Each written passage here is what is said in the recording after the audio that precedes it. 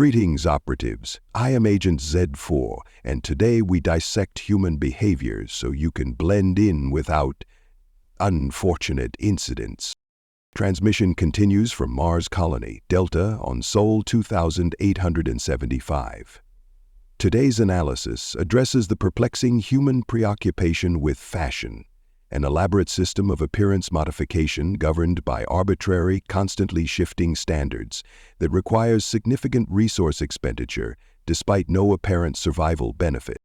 Most remarkable is the striking gender bifurcation in fashion engagement that persists even in the supposedly advanced society of 2784. My field observations confirm that females remain the primary participants in fashion rituals, with males largely claiming indifference to this system, a pattern creating significant infiltration challenges depending on your assigned gender identity. During my embedded research, I attended what humans designate a cocktail party at the administrative dome. Female attendees arrived having devoted substantial preparation time to appearance modification, with extensive discussions regarding their selected outfits. Male attendees, by contrast, demonstrated minimal variation in appearance beyond basic cleanliness parameters and implemented standardized coverings they called "just throwing on something nice." When I inquired about this discrepancy, a senior atmospheric engineer explained that women care about fashion, men grow out of it, suggesting this interest represents some form of developmental stage rather than a fundamental aspect of human culture. This claim is demonstrably false. Males do not grow out of appearance concerns, they simply redirect this behavioral pattern toward different items. My extended observation reveals that male humans remain intensely preoccupied with appearance modification in specific domains. Transportation vehicles, males, demonstrate fashion-identical behaviors regarding these objects, with intense tribal affiliations based on arbitrary aesthetic and mechanical differences.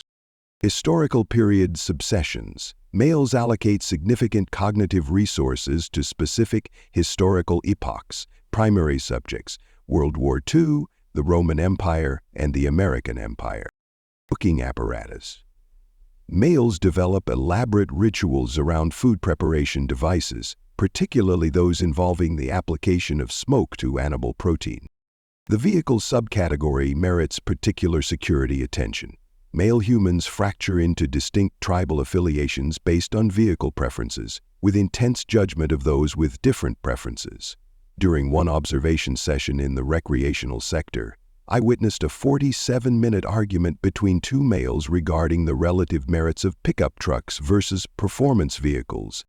Most concerning was the reaction when I attempted to demonstrate social integration by expressing appreciation for vehicles in general. This triggered immediate suspicion and interrogation. A habitat maintenance specialist demanded to know what kind specifically, appearing genuinely distressed by my attempt at inclusive appreciation. I was forced to quickly select a subcategory, off-world exploration rovers, to deflect suspicion. Subsequent research confirms that expressing general interest without specific subcategory devotion triggers suspicion among males. Acceptable male interests require deep specialization. Two interest areas are occasionally permitted, but devotion to a single subject is optimal for avoiding detection.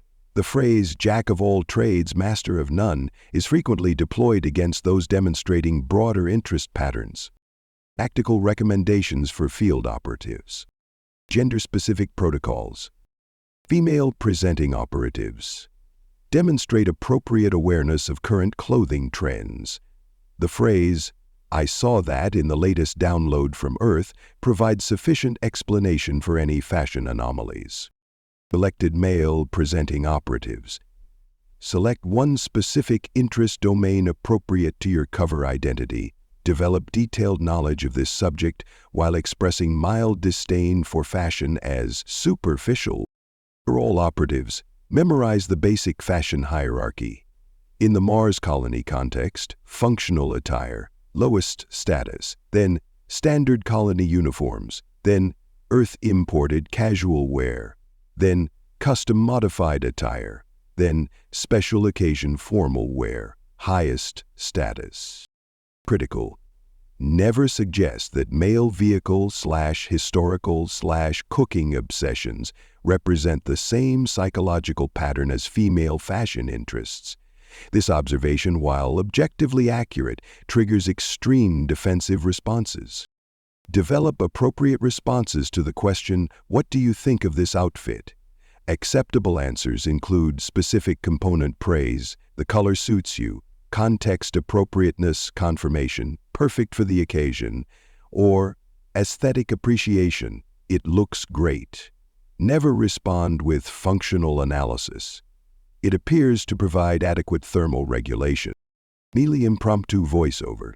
Car selection probabilities must select an appropriate vehicle subcategory and maintain consistent enthusiasm.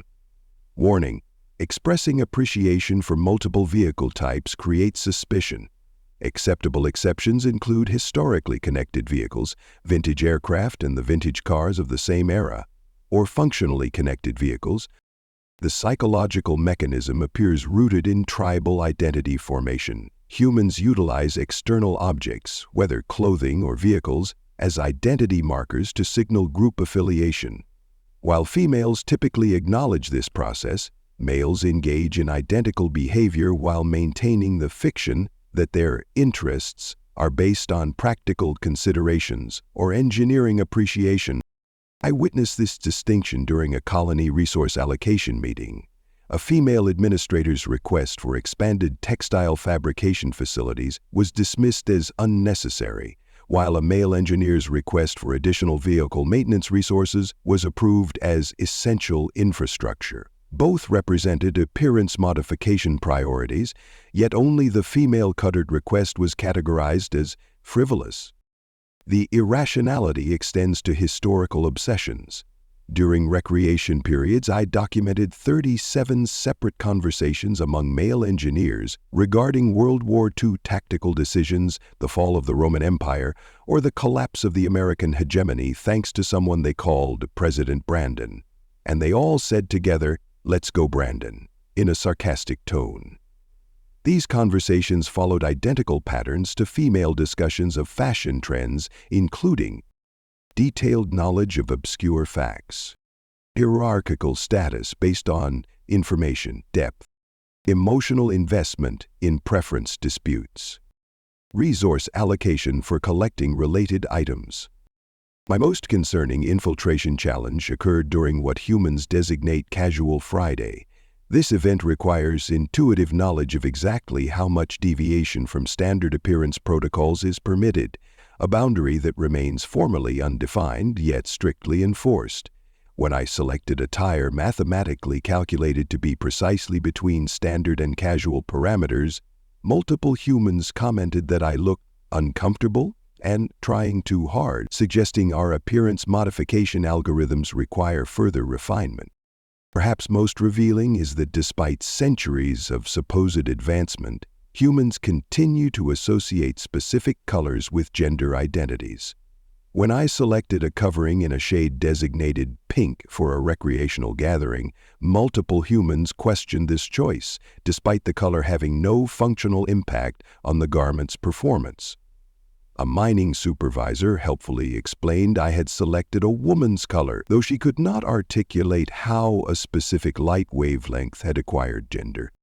Next transmission will examine human nostalgia, their peculiar tendency to romanticize past time periods, despite overwhelming evidence that present conditions are objectively superior in measurable outcomes. As always, this is Agent Z4 signing off. Infiltration begins now. Thank you for listening to this story. I hope you enjoyed it. Be sure to leave this video a like and subscribe if you want to see more stuff like this. Video shares, memberships, and super thanks help the channel grow as well, so feel free to partner with this channel in that way as we grow. With that all said, thank you again for listening to the story, and thank you for your time. On the left side of your screen are some videos I think you might be interested in. I hope to see you in the next one.